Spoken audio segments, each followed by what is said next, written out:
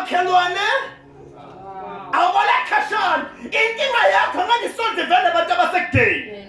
Uthi uJesu ngelinye ilanga ngimcecele umfundisi wami. Uthi uJesu ngelinye ilanga umprofeti akahlonishwa endaweni yakubo.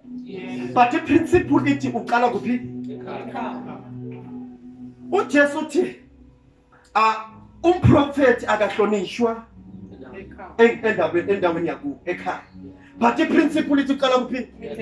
Ibusiness vele ngokuyicala iziview. Kumele kuziye sebenze kwesinye isikhathi amanye amabhizinisi aphoqele ukuthi waqale lapha isifo.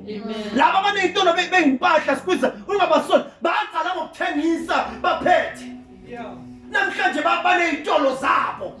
Abantu abaqala ukuvula ama-restaurant baqala ngokupheka emakhaya abanye. Nabaqala ukupheka babona i-demand.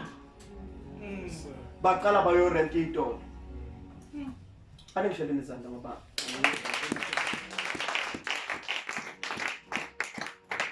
You need to do something, Basana. Uthi uyihamba bole. Mamfundisi nawo zwana labo makhelwane abayi5. Imiracle yakhe ihlezi kubantu abanjani?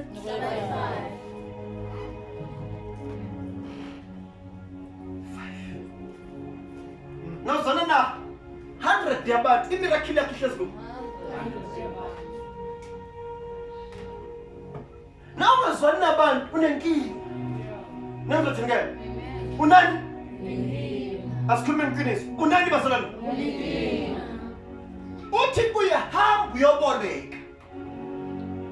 Na ukathoboleka uthela amafutha. Nina basalana.